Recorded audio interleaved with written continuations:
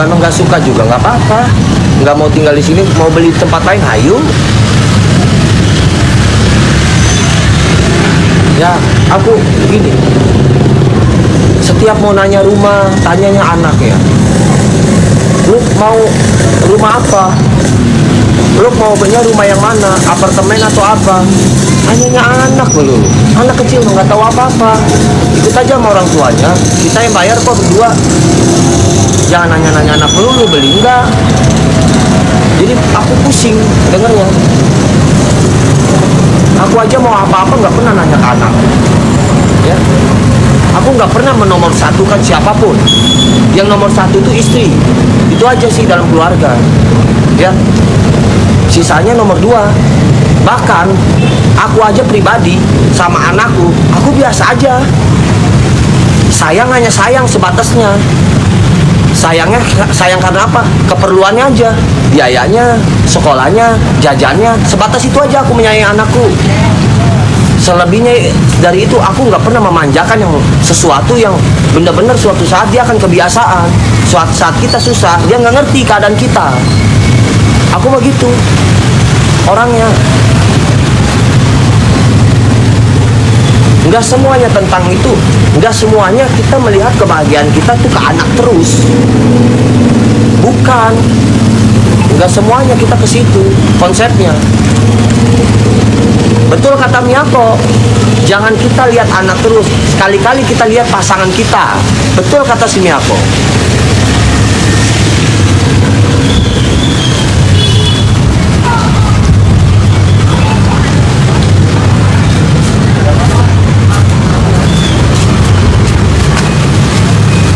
Sekarang yang berjuang itu siapa?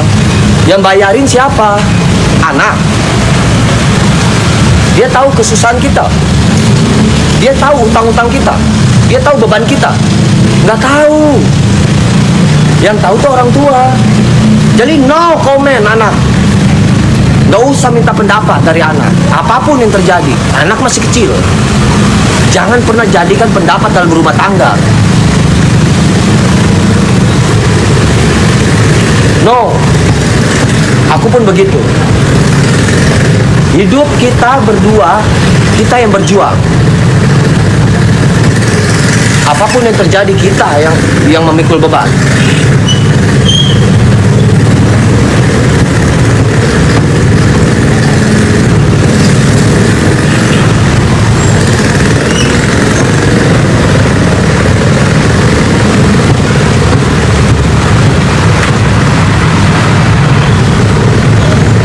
Aku memang bukan bapak kandungnya.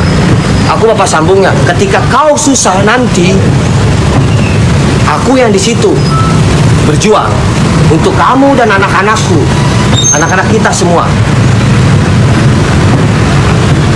Bahkan aku tidak pernah ngajarin untuk ngemis, meminta kepada bapak kandung. Aku nggak pernah ngajarin begitu.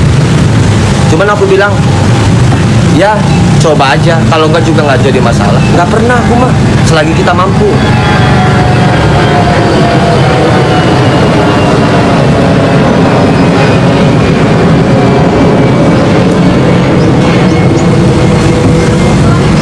Tapi ya harus sabar. Harus sabar. Semua juga napas dulu. Kita pikirkan dulu baik-baik dalam melangkah. Ini langkah kita ke depannya ini beban nggak buat semuanya?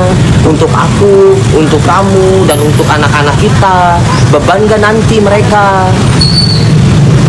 Kita pikir-pikir secara matang dalam mengambil keputusan. Rundingkan baik-baik. Perkiranya mampu nggak? Kalau nggak mampu nanti kemana? Nggak mungkin aku diam aja melihat kamu susah. Udah pasti aku akan ikut susah. Bukan berarti aku nggak mau susah bersama. Tapi kalau kamu ngajakinnya susah, susah dibuat-buat, matilah aku.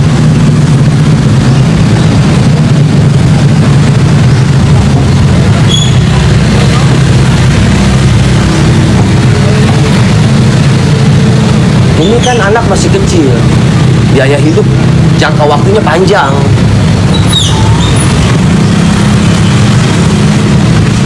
Yang umur 16 saja, 17 tahun belum tentu dapat pekerjaan yang bisa menghasilkan uang dengan sendirinya. Umur yang 20 tahun aja belum tentu. apalagi yang masih kecil segitu. Itu aja.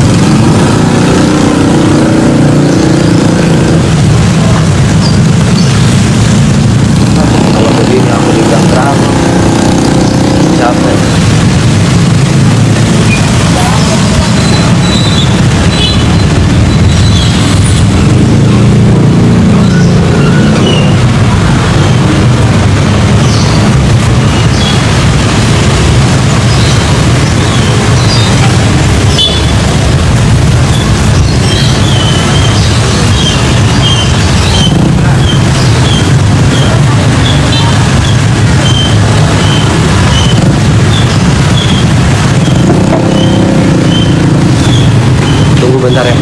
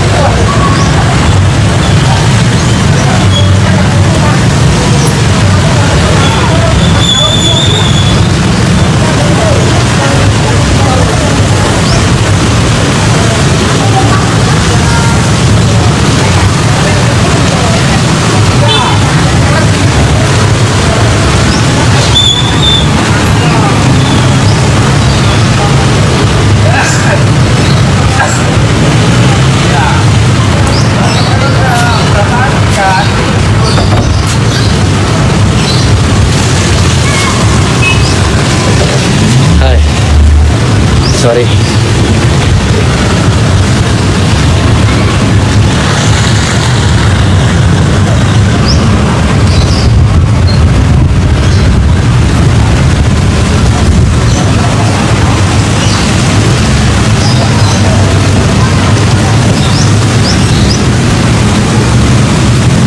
Salah kenapa dan nggak jujur? Iya, aku nggak jujur. Kenapa? Ini rupanya nggak kejujuran aku. Emang dia kalau punya uang jujur sama aku? Iya dia jujur. Tapi ketika dapat job apapun itu puluhan juta, ratusan juta, aku nggak pernah nerima sepeser pun, nggak pernah aku.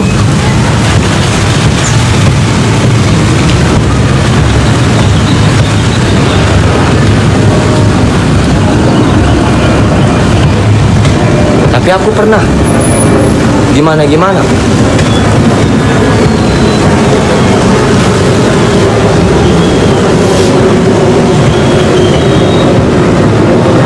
Uang istri beda sama uang suami. Memang betul. Kan dari awal aku ngajarin begitu. Tapi dia pengennya berdua bareng-bareng. Aku mengajarin begitu. Uang istri, uang suami, uang istri. Tapi dia harus sama-sama. Aku mau nggak jadi masalah apapun yang terjadi. Cuman aku tuh apa ya? Aku ini lagi bantuin dia masalah hutang, sangkutannya banyak, aku pun banyak.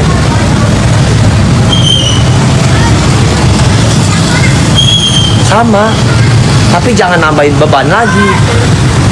Yang di luar batas, yang kita gambling, jatuhnya nanti. Gambling jatuhnya kalau kita nambah lagi.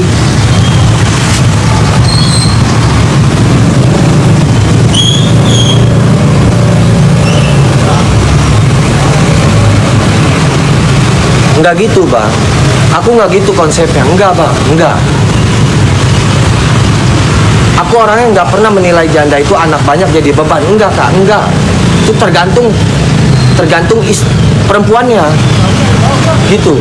Enggak kak, sebenarnya emang enggak. Tapi kalau seandainya dia ngerumasa, dia apa adanya gitu loh, itu nggak akan jadi beban. Yang jadi beban itu gaya hidup yang berbeda, pola pikir, intinya gitu. Itu yang beda. Tapi kalau kita gaya hidupnya emang apa adanya, natural aja, ya kan, yang sebatas kemampuan kita sabar dulu, pelan-pelan, jangan kita meninggi dulu. Kan beda pola pikir aku sama dia. Aku main aman, dia main gak aman. Kalau aku main aman, kalau dia main yang gak aman. Dia cuman ibaratnya dia keyakinan, aku mampu kok, aku kaya, mampu gitu. Ntar kalau kita ngejubruk, ya udah resiko aja kayak gini, terima. Yuk kita mau tinggal di mana kek, mau di emperan kek, mau pegawai dipecat, ya udah slow aja sih, pindah ya tinggal pindah. Itu beda sama aku kang, pola pikirnya. Intinya disitulah kita banyak sering terjadi communication.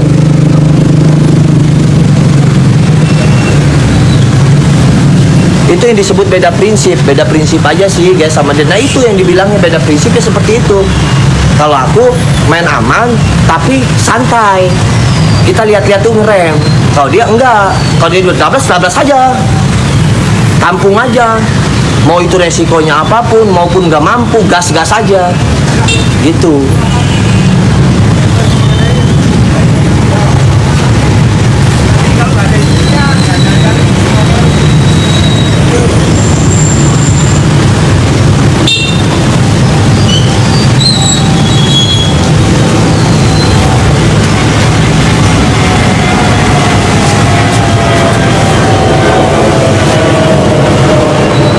Kalau kita ngikutin suatu prinsip yang dia bilang ya gampang sih, kalau emang nguji pahitnya begini ya udah tinggal pindah aja ke rumah murah, ya udah pecat aja karyawan semua, bubar, gak usah mikirin kemana-mana. Ntar kalau aku nggak mau dia susah, sangkanya aku nggak mau susah, si hidup semati, nggak mau sama-sama susah. Itu jatuhnya.